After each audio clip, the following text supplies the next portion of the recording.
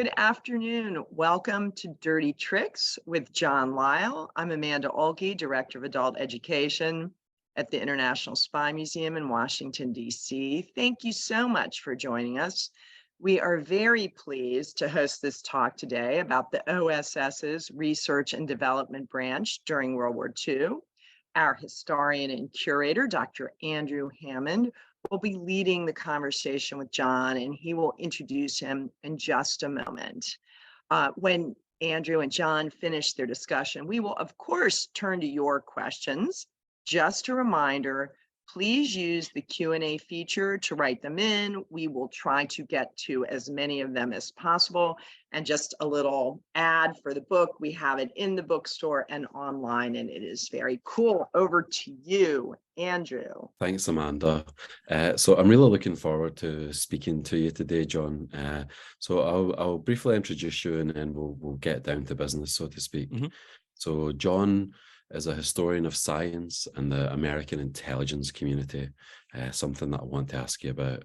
He earned his PhD in history from the University of Texas and has taught courses on US history, cyberspace, and information warfare at the University of Texas, Louisiana Tech, and Austin Community College.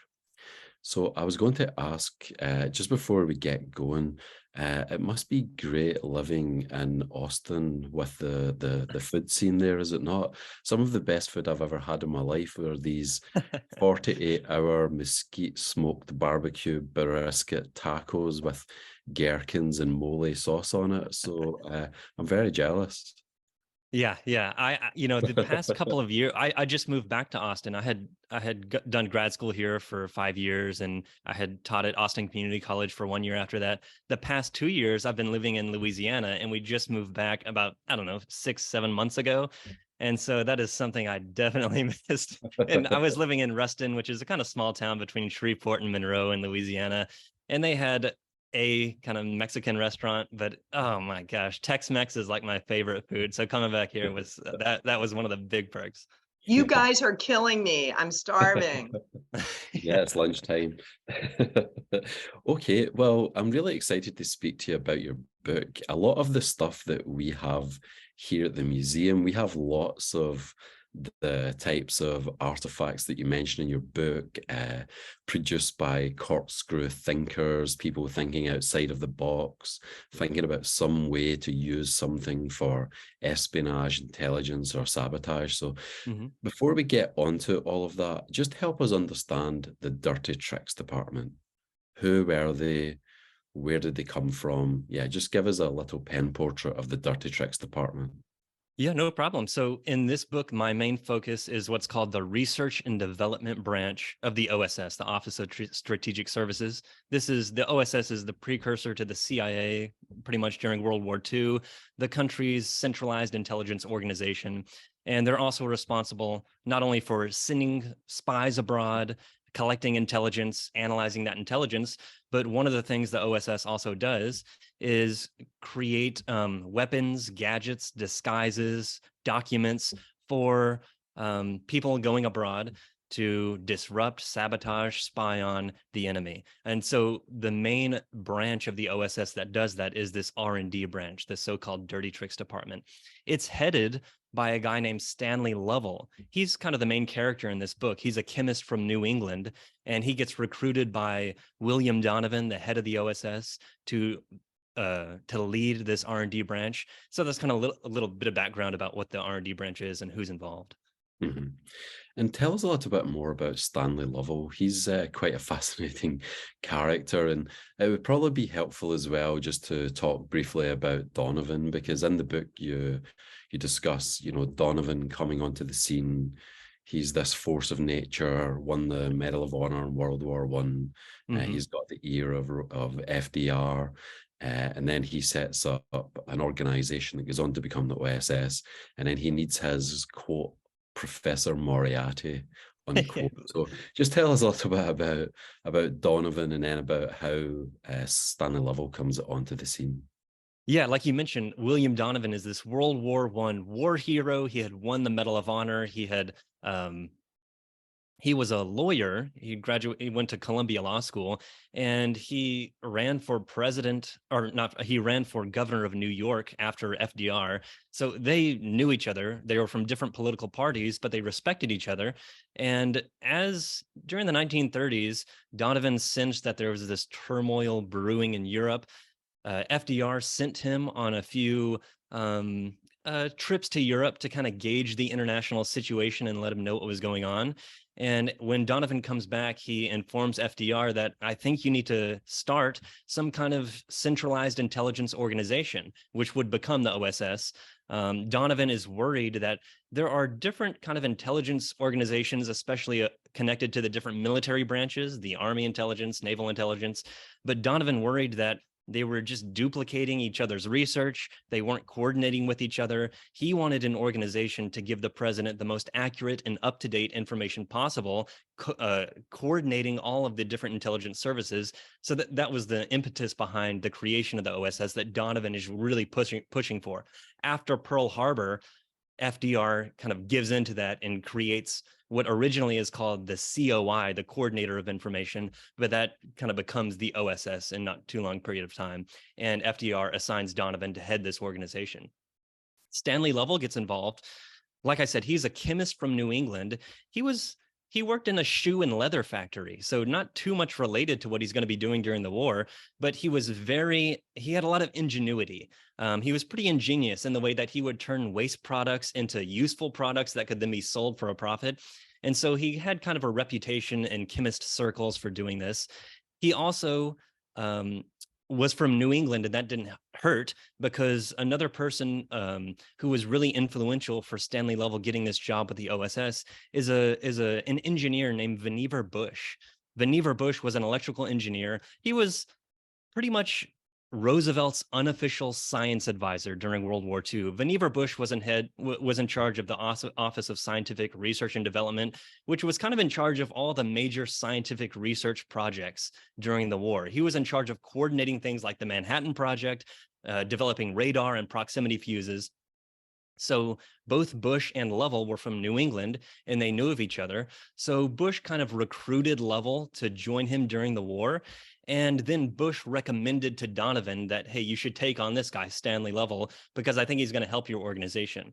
One of the reasons that Vannevar Bush wanted Stanley Lovell to go into the OSS is because the OSS kind of had this reputation as being a social organization. The joke is that OSS stood for oh so social. Another joke was that, the people that it typically recruited were pale, male, and Yale. So it has this kind of uppity reputation.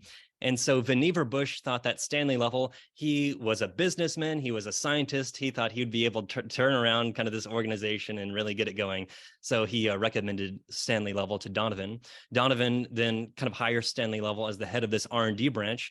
And at their first meeting, he says, I want you to be my Professor Moriarty. I want you to create all these dirty tricks that are going to be needed to win this war. And so that's what Stanley Level would eventually go to become. And just very briefly there, for writing this book, obviously you would have immersed yourself in the FDR presidency to some extent and his wartime leadership. So I was just wondering if you could briefly comment on, you mentioned Donovan being sent overseas as a almost envoy of FDR, and then another one of his important envoys was Harry Hopkins. And I just wondered if you had just very briefly as a little detour. It's quite interesting that the FDR seems to have these people that have his ear and whom he trusts, and he sends out to perform these missions that aren't really, functionally within the executive branch. It's a bit more informal than that. So I just very briefly, I wonder if you had any thoughts on that, given that you looked at Donovan in the writing of this book. Yeah, and that's kind of what Vannevar Bush is doing too. He's the unofficial, he's not the science advisor. The official position of science advisor to the president would be established later. But Vannevar Bush is serving that same role, kind of just in a friendly capacity, informing Roosevelt on what he thinks, and Roosevelt's listening to his opinion.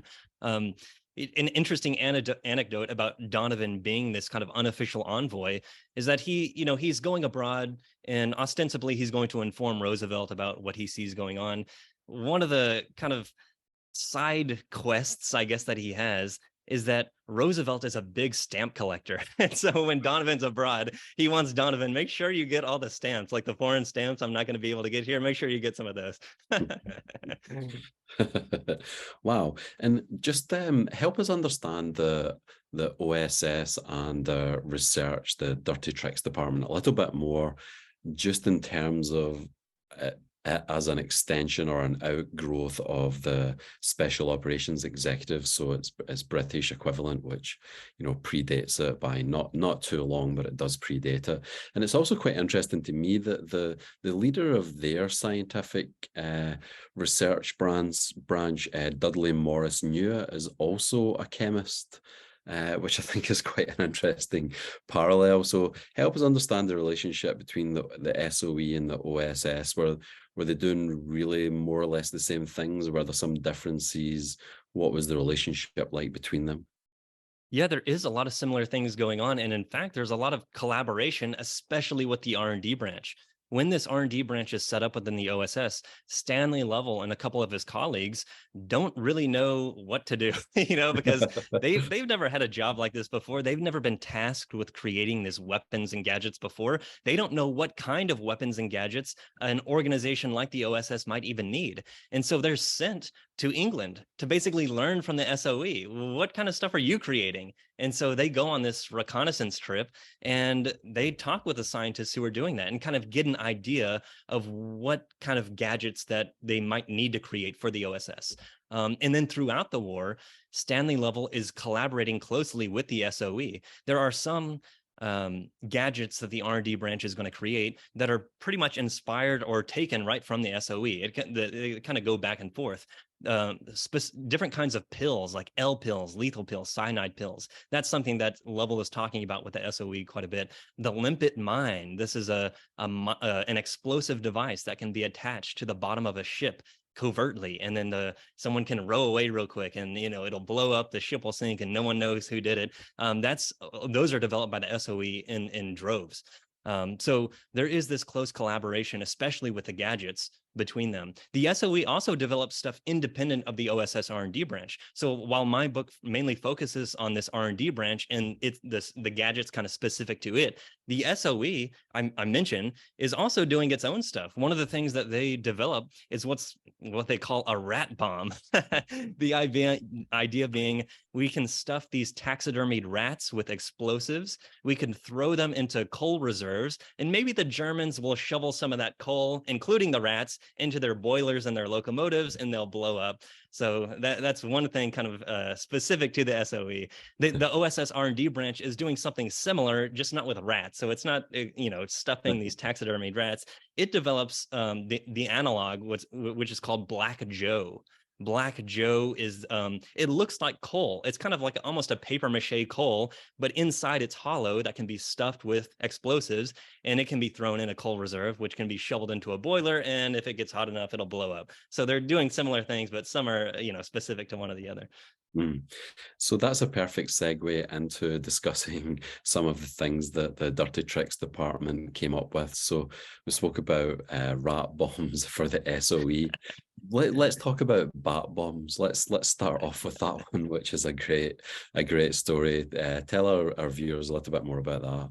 Yes, every kind of variation of the bat bomb, cat bomb, rat bomb, for some reason, they were just going crazy during World War II with these concepts. The bat bomb might be the most famous thing that the R&D branch worked on. This is a concept that relies on an invention of a chemist named Louis Pfizer. Louis Pfizer was a chemist at Harvard, and he developed a substance called napalm. If you've heard of napalm, Louis Pfizer came up with this. This is before World War II. In fact, he had done napalm tests at Harvard, like on the soccer fields. He just started blowing up these napalm bombs, and he actually got in trouble for this, not because he was blowing up these bombs, but because he was hogging the soccer field and they need it for practice. So he got in trouble for that. He developed napalm and was quickly recruited into the R&D branch by Stanley Level because Level realized this could be a very useful thing. Independently of that, there is an American inventor. He was actually a dentist named Little Adams. And he had taken a trip to Carlsbad Caverns, and he had seen the bats. And right after Pearl Harbor, he kind of has this realization that what if we could use these bats as a weapon to defeat the Japanese? What if we stretch napalm bombs, incendiaries, to these bats, and we fly them to Japan, we release them, and the bats are going to roost into warehouses and buildings, and they're gonna explode. This napalm's gonna catch fire, and we can set fire to a Japanese city without having to drop all kinds of other bombs that are probably gonna miss. The bats are like heat-seeking missiles. They're gonna go right to these warehouses so that they can roost inside them. So this is Little Adams's idea. He had a connection with Eleanor Roosevelt. So he writes up a proposal for this bat bomb idea. He gives it to Eleanor Roosevelt. She gives it to her husband, the President of the United States, and he then gives it to William Donovan with a note attached to the proposal saying, this man is not a nut. So look into this idea, the bat bomb idea. Donovan gives it to the one branch of the OSS organization that's capable of carrying out and figuring out how to develop this bat bomb idea, the R&D branch. So that's how it falls into the hands of Stanley Lovell. Stanley Lovell had recruited Louis Pfizer, the chemist, already, and so he tasks Pfizer with creating a napalm incendiary device that's so small that a bat would be able to carry it. And so they actually do a lot of tests with this bat bomb. They go to different caves and literally start swinging nets around and capture several bats. And they do several tests. For one of these tests, they cool the bats to induce kind of a artificial hibernation state. The idea being, if we're going to transfer these bats to Japan, we're going to have to, make them go into this hibernative state. So we'll cool them down. So in one test, they cool down a bunch of bats. They strap just dummy incendiaries to them, not real ones. They fly them up and they drop them to see if, they'll actually fly off and can carry this load. The problem was that they cooled the bats down too much and the bats never woke up. So they just kind of, fell to the ground. Then in another test, Louis Pfizer decides he wants to attach actual incendiaries to these bats because he wants to see if the whole package can work together. So he attaches a couple incendiary devices to a couple bats, and they actually woke up too quick this time. And they flew off before he could stop them. And they went into a control tower and a barracks, and they exploded and they burned these things down. So the bat bomb actually kind of worked to a degree. It was never actually deployed during the war, though. Little Adams, the guy who first conceived of this idea, he joked, he said there was, some general that he was talking about, and the general was upset because we were spending all this money on developing something to do with atoms in New Mexico. And Little Adams was upset because he said, well, they're working with these atoms and stuff. Well, we've got a good thing like the bat bomb and they're giving them all the money. But it turns out, before the atomic bombs were dropped, and there was really no need for a bat bomb. So it never got deployed. And just very briefly for our viewers, the Carlsbad Caves, can you just tell them what they are and where they are? Yeah, this is in New Mexico, fairly close to the Texas border. These are Carlsbad Caverns. These are where a huge population of Mexican free-tailed bats live. And originally, the R&D branch got some bats from what's called Ney Cave, a different cave in Texas. But then eventually they also went to Carlsbad. So it's this huge cave. You could tour it too. It's really nice. So if you're interested and you're in the area, I would recommend it to anyone. And tell our listeners where the Dirty Tricks department was located. Are they in one place, or are they all over the country with outposts? Or just help them get their head around the geographics of the Dirty Tricks department. Yeah, the main location where this research and development of these weapons and gadgets is happening is at the Congressional Country Club in Maryland.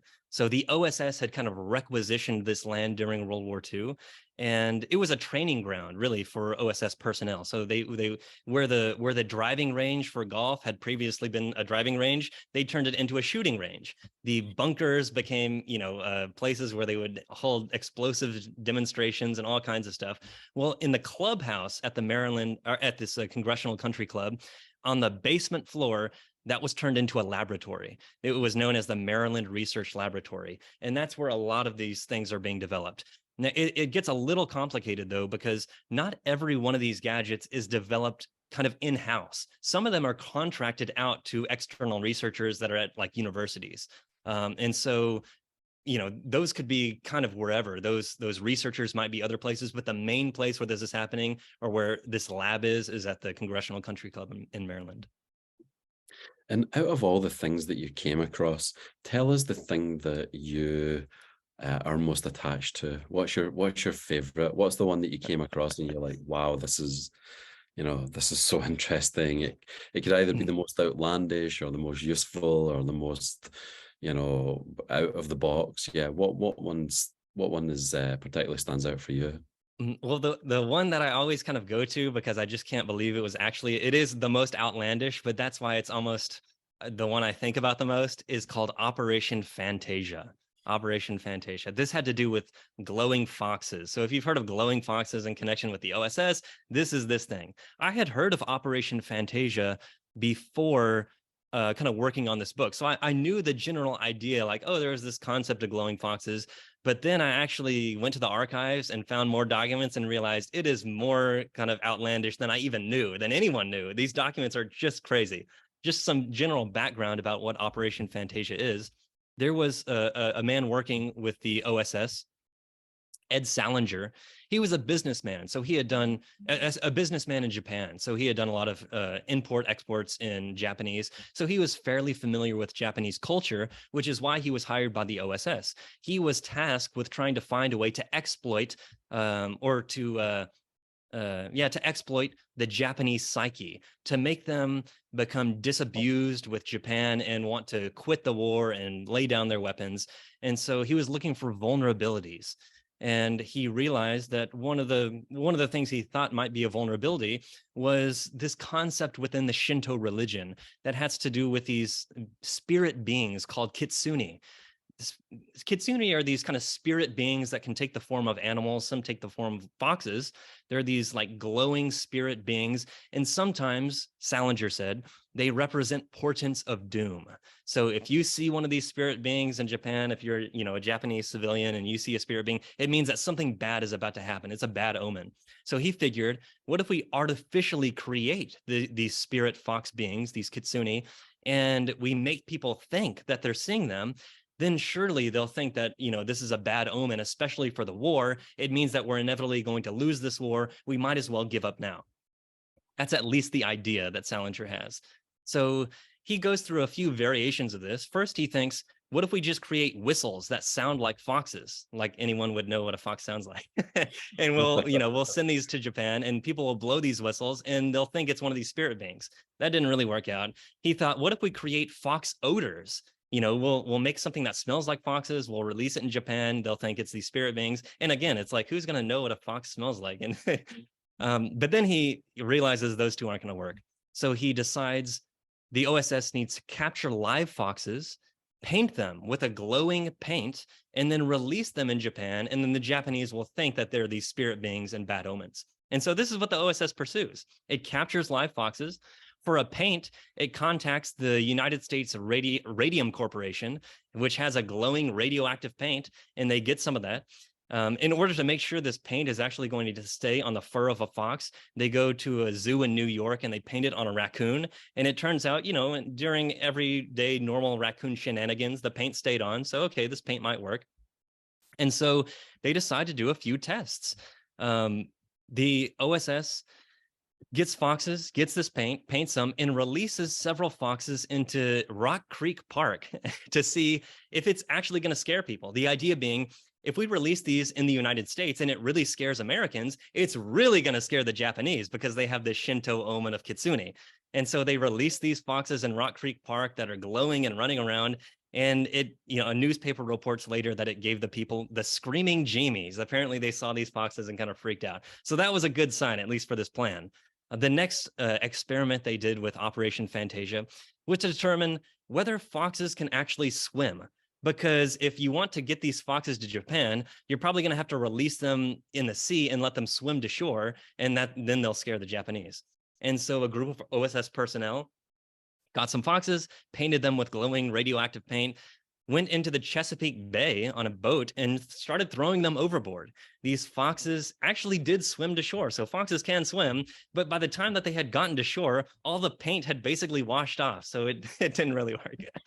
Then Salinger, this is what really was crazy to me. I found a document in which he explains, well, if this stuff doesn't work, here's what else we're going to do. He had an idea that what's really going to scare the Japanese is if we create a taxidermied fox. You know, it's not going to swim to shore, the paint's going to wash off, so we'll taxidermy a fox.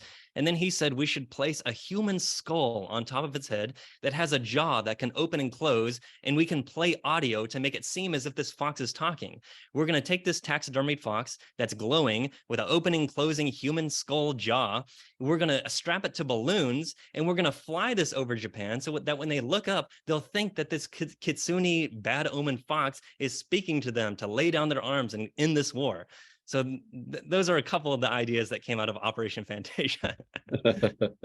I can't imagine seeing radioactive glowing foxes in Rock Creek Park, which for our listeners, that viewers that are not from DC, is, you know, it's like the Central Park of DC, basically.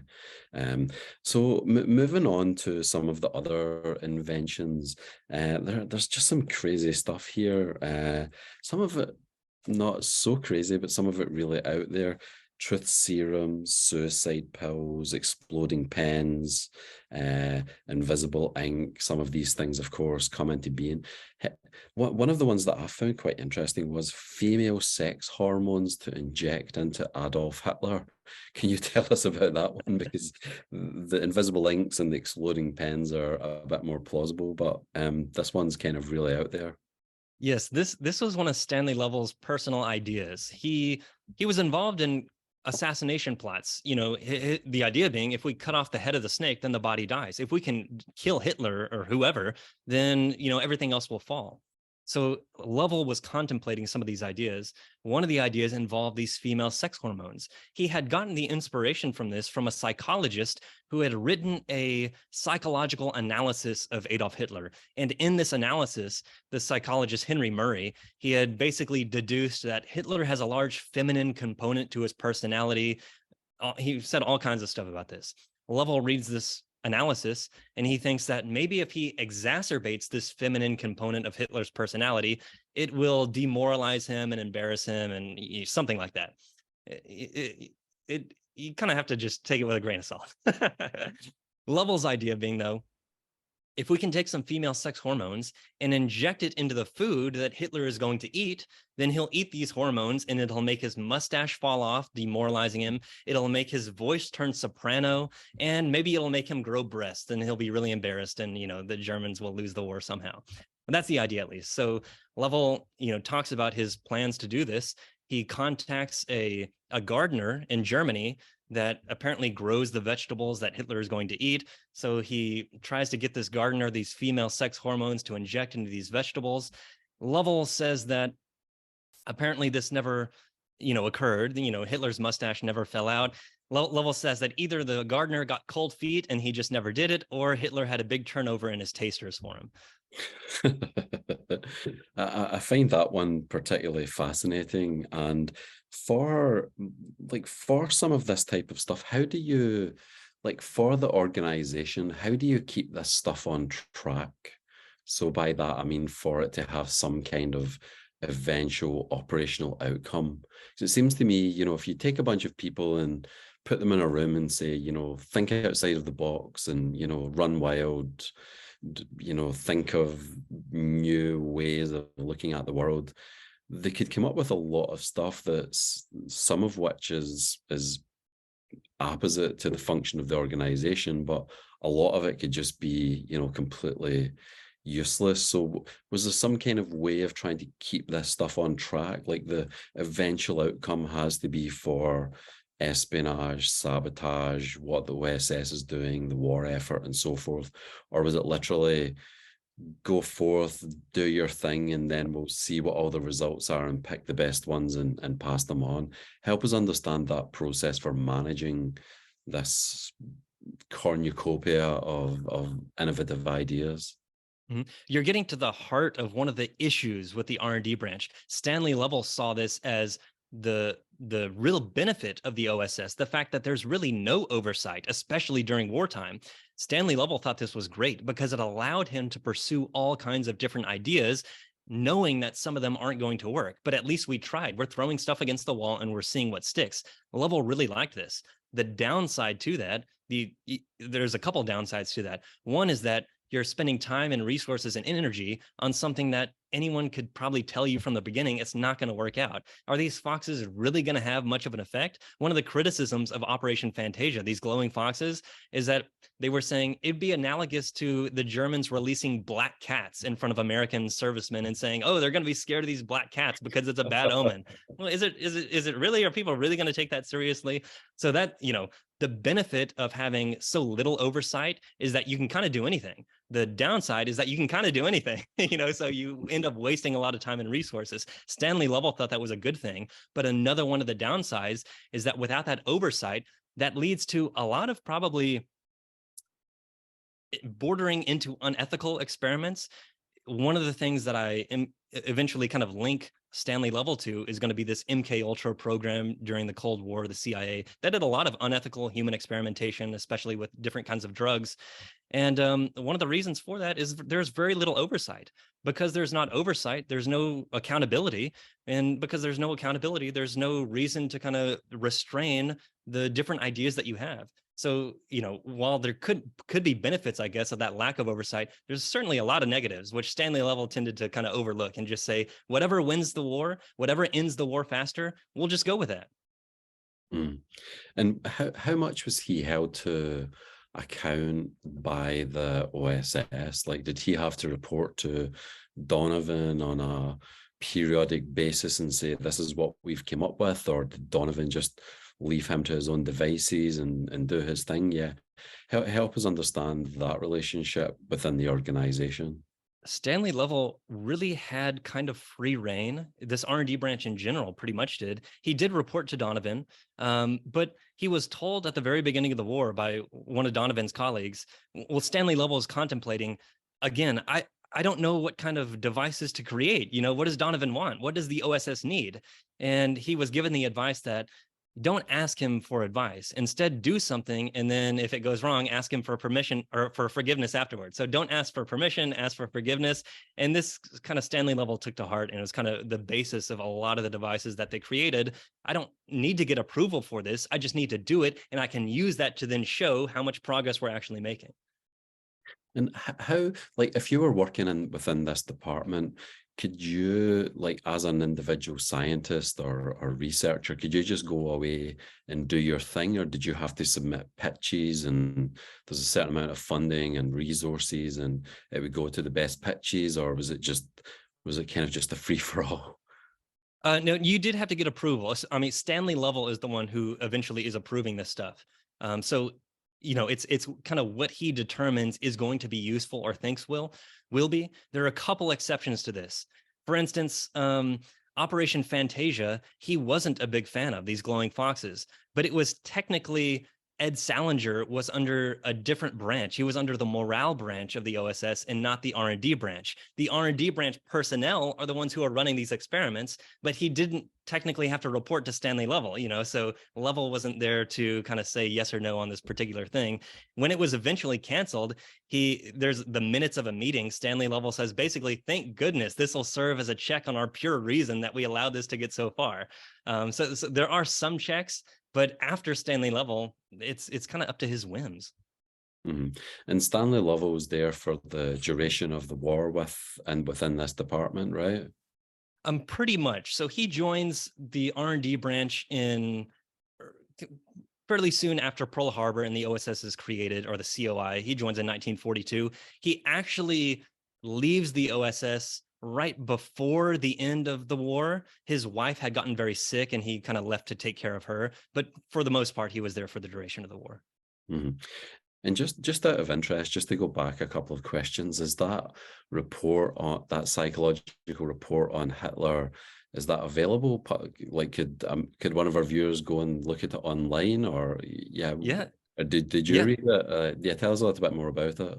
Yeah, it's available. I mean, it's you should be able to find it online. It's by Henry Murray. It's a psychological report of Hitler, psychological analysis. In fact, not to, plug my own stuff too much, but on Twitter the other day, I posted a picture of the section of the report in which Stanley Level had gotten inspired to create this stuff. So yeah, it's definitely available.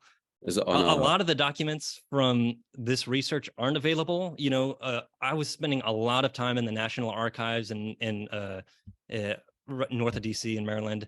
So a lot of those documents aren't, I mean, the public can go see them, but it's not like you'll find them online. But that report is actually, it's fairly well known. So it'll be online somewhere. Okay. And one of the other stories that I find quite interesting is using cannabis as a truth serum, and then some of the results that they come away with. Can you tell our viewers a little bit more about that?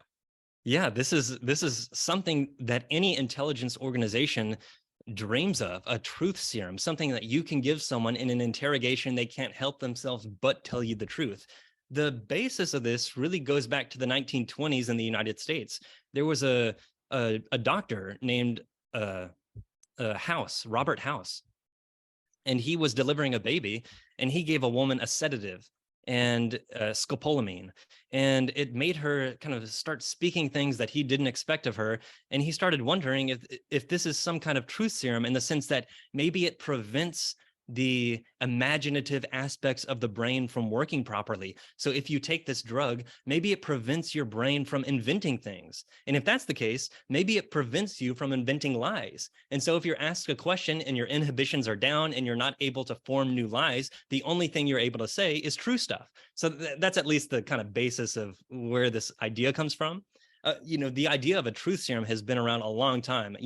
There's this ancient phrase, in vino veritas, in wine lies the truth, so get someone drunk and they'll start telling you things. But the idea that, one of these, a drug can really stop the creative aspects of the brain and guarantee that the truth comes out. House is one of the main people who is advocating for that. And that idea gets picked up within some of these intelligence organizations. The OSS in particular is testing a bunch of different drugs to see if any of them will play that function. It tests a lot of stuff, and it seems to have the most success with THC acetate. THC is kind of the main psychoactive ingredient in marijuana. And so they would isolate this ingredient, they would inject it into cigarettes, they would give the cigarette to someone who would smoke it, and then they would get kind of this high, and potentially maybe this is going to serve as a truth serum. So the OSS did several experiments with this. One of the experiments was on OSS personnel. It gave them the drug, and it made transcripts of everything they said while they were high, basically. And you could count the number of words per minute, and the people who were affected by this actually spoke a lot more. So they were thinking, oh, maybe there is something to this. There were other experiments. One of the guys who's recruited to perform some of these experiments is named George White. George White was a narcotics officer with the Bureau of Narcotics. Stanley Level recruits him to start giving some of these supposed truth serums to his criminal contacts, like gangsters in New York, who have an incentive not to reveal anything to him. So if he gives them these truth serums and they start revealing sensitive information, maybe it's an indication that these things actually work. So there's one gangster in particular, August Del Gracio, that George White drugs with this, and he starts talking about all kinds of crimes that he's been involved in. And so it gives White the indication that maybe there is something to this. And so that's kind of a general overview of what some of these truth drugs experiments were. And I feel like now we've got a good understanding of the OSS, the Dirty Tricks Department, Stanley Lovell, and we've had some interesting examples of things that they worked on. I think it would be good now to just zoom back out and just think a bit more about this in the round. So one of the questions I wanted to ask was, if you were to add up the effectiveness of all of this, like how useful was it? I mean, I know that scientific advance, there's 100 failures for every success. We just never really learned that much about the failures. But yeah, was this a useful use of time and resources? You mentioned that so there's a part in the book where it talks about the purpose of this was to baffle, to terrify, to destabilize, and to destroy. well, you could make the argument that the best way to do that would just be to put another submarine in the water, rather than spending all this money on these scientists coming up with, like, you know, throwing foxes in the Chesapeake with, you know, fluorescent paint and stuff. So just, you know, I realized that it's very, very interesting. It's exciting. But in terms of the prosecution of the war, like, how, you know, you've studied this more than anybody, where would you come out on the other side? How useful was all of this stuff? I think there were a couple useful aspects of the R&D branch, the part of it that created these gadgets. The most useful ones were not the outlandish stuff. The most useful things actually tended to be the simplest things. So, you know, like throwing some explosive in the boiler of a locomotive and derailing a train and plugging up a tunnel or something like that. Those were fairly useful. A lot of these outlandish gadgets didn't really see use in the war even, but that's not all that the R&D branch did. So there are three main kind of aspects of the R&D branch. There's what's called Division 19, but it's the one that creates all these gadgets. There's another division within the R&D branch called the Documents Division. There's another one called the Camouflage Division. I think these two actually were pretty useful, not because they sabotaged or destroyed or anything like that, but because they enabled people to gather intelligence from abroad, and that was very useful for planning the war. So the Documents Division of the R&D branch was in charge of, well, you know, kind of self-explanatory, creating all the documents that a secret agent, an undercover agent might need on their mission abroad to spy. So they created forged passports and ration tickets and train tickets and all kinds of stuff. And the Camouflage Division provided the disguises that these people needed. They would get authentic German clothing or authentic any kind of thing, and allowed these undercover people, these spies, to blend in. I think that was probably the most important aspect of the R&D branch, because it enabled the gathering of all this intelligence that could then be used to inform the decisions of the people who are making the decisions. I think the gadgets are neat and cool and funny and a good story, and in some cases they did affect things, but I think they're not the most important thing that this R&D branch did. And then, of course, the other important impact, not during the war, this is kind of how I end the book by talking about the long-term ramifications of the R&D branch. It was important not just for what it did during the war, but it was important because it inspired some other stuff that would come during the CIA, some kind of infamous things. Again, there's a connection between Stanley Level and Sidney Gottlieb, who's the head of this MK Ultra program. I try to draw that out in the last chapter. I think that's one of the most important consequences of the R&D branch. Not that it was necessarily a good consequence, but it was a very important consequence.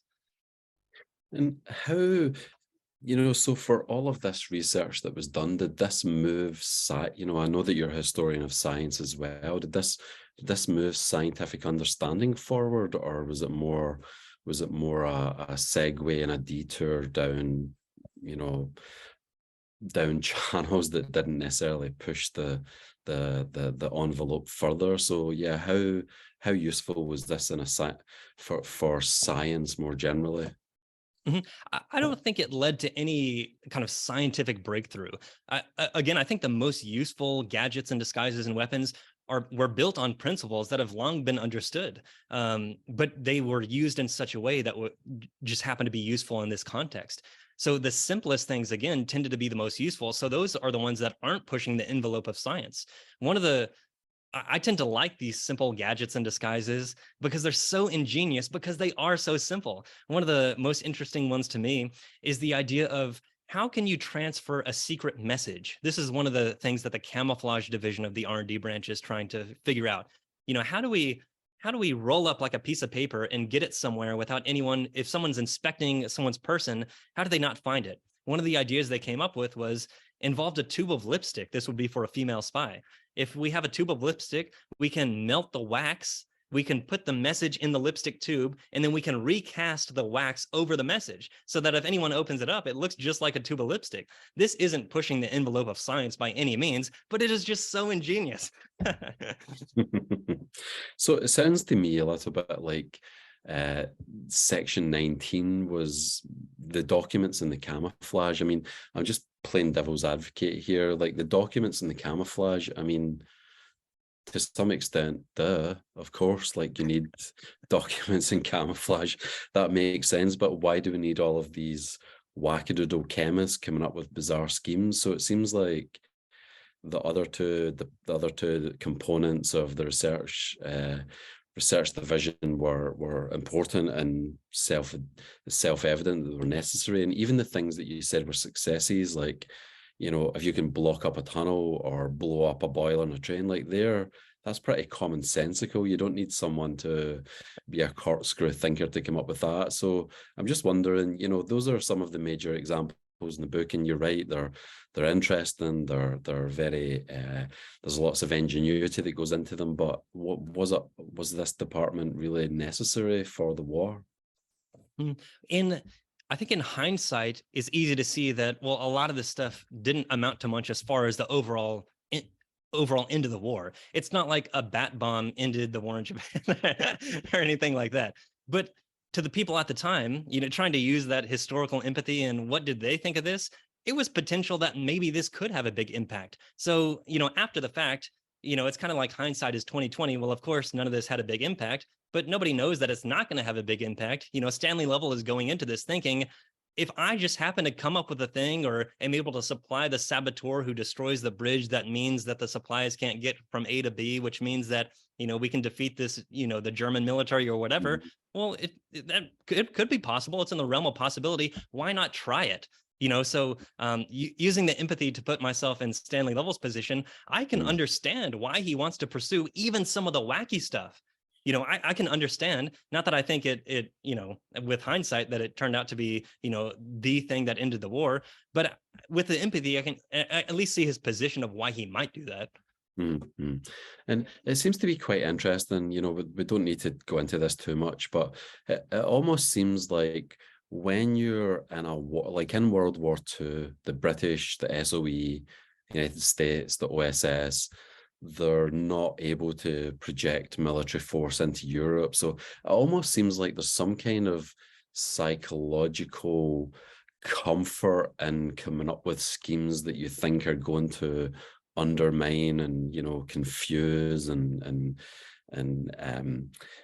disable the enemy. But, you know, with the SOE, you could also make an argument that a lot of their research doesn't really amount to anything at the end of it, but it seems to almost like as a performative function, it seems to be quite comforting, just thinking about it. But we don't need to go into that. I just one more question before we go back to Amanda and some of the questions that our viewers have. And the final question was, how much was this division, if at all, penetrated by Soviet intelligence? So the OSS, Morris Halperin, is it Stanley? Try to remember his name. Stanley Lee, Duncan Lee. So Morris Halperin, Duncan Lee, other people that are supposedly come up in Venona. So an attempt to try to uncover Soviet espionage and the Manhattan Project and in American government more generally. So how much is this division, you know, penetrated by the Soviet Union, if at all? Mm-hmm. The R&D branch specifically, I don't really think it was. I mean, this is a pretty small branch within the OSS. Like I said, it contracts out a lot of things to other researchers. So in effect, it kind of hired a lot of people, but really the core of the scientists that are working at, say, the Maryland Research Laboratory, where a lot of these gadgets are being developed, it was only, you know, a dozen or more scientists. It's not that many people. So I don't think they were really penetrated. In fact, William Donovan told Stanley Level to collaborate with the Soviets. You know, he said, we're sharing some of our ideas with the British. The British are sharing some of their ideas with us. The Soviets are also working with us to defeat the Germans. And so, hey, we need to help them. Stanley Level did not like this because he thought that this alliance was not going to last with the Soviets. So we don't want to give them any secrets. So when there was a delegation of Soviet scientists who kind of come to the Maryland Research Laboratory to learn some of the tips and tricks from the R&D branch, Stanley Level kind of showed him some of the weapons that were tampered with to not really work right. So one of the weapons that they created was this silent flashless pistol, this 22 pistol. And, this is potentially very useful, especially for some kind of spy or saboteur. You can have this silenced flashless pistol. And Stanley Level showed them an altered version that wasn't silent and it wasn't flashless. And so he did not want them to take anything of value away. Okay. He said that the only thing of value they took away was like a bottle of vodka or something like that. And we never really got to dig into MK Ultra. I think that's such a big topic that it could be an entire talk, and I know that that's going to be the topic of your next book. So maybe we'll see you again in a couple of years. But for now, over to Amanda.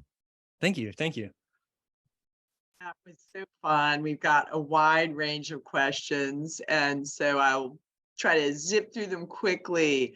One of our guests early on was wondering, presumably the Pentagon, Army, Navy, etc., was doing a lot of the same things in terms of tricks of the trade. Did your research turn up any notable instances where the two got mixed up doing their various tricks? Love that question. I can't remember a specific example. The kind of irony of this, though, going along with this question, is that Donovan wants the OSS. He wanted the OSS to be created to eliminate duplication and kind of competition for resources and all that. But at the same time, once the OSS is created, instead of kind of coordinating all intelligence and espionage and the creation of this stuff, it's just kind of another player in the field. So it kind of contributes to the very thing that it was supposed to eliminate, so there's a big irony there. SOE or OSS, which would you have wanted to work for? Well, for me, OSS. I mean, this is what I research more. So I feel like I have more of a personal connection because after reading so much about these people, I feel like I know the personality of Stanley Lovell and I know the personality of Louis Pfizer, and I think it would be neat to be around them. So just because I have more of a personal knowledge of who these people were, I think that if I had studied the SOE, I'm sure it'd be different, but I just happen to be in this situation.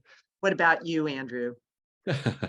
I mean, I think both of them would be fascinating. So I'm sitting on the fence. That's just a fun question. How many programs or projects do you guess are still classified today that were generated under OSS RD?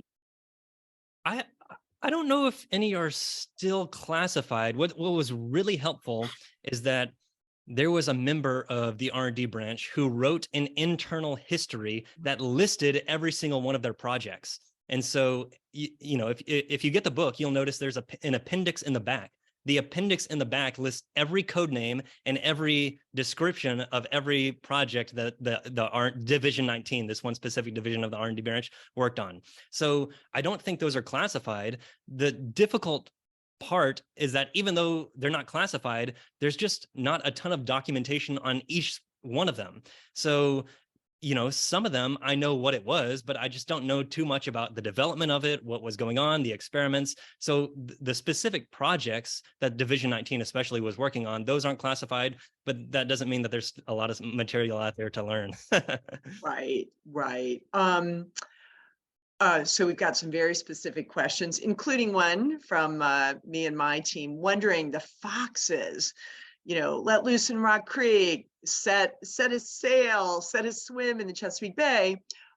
We had heard previously that they were in Central Park. Was that ever done, or was that something that was incorrect in someone else's book? Which we I think that might have been incorrect in someone else's, because I've come across that too, and so I really tried to find out how many of these experiments are going on. But I think that was someone confusing just one park for another. We will talk to that person. All right. Foxes versus bats. Which is more probable? I think the bats were more likely to actually be useful. The bats, these things actually did burn down a control tower and a barracks accidentally, but albeit all the mechanisms worked. The napalm worked and everything. The difficulty is that these bats, the bat experts that were consulted on this, they thought that these Mexican free-tailed bats hibernated. The problem was that they actually don't hibernate. They fly into Mexico for the winter.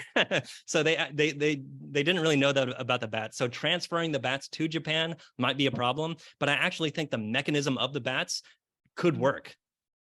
You know, it was interesting when they were saying people wouldn't have been scared of the foxes, yet we don't have a tradition of spirit, fox spirit animals, and people were plenty freaked out here. So obviously we love that. We got some very, anybody wants to, people want to know if Congressional Country Club has any sort of museum dedicated to the OSS there.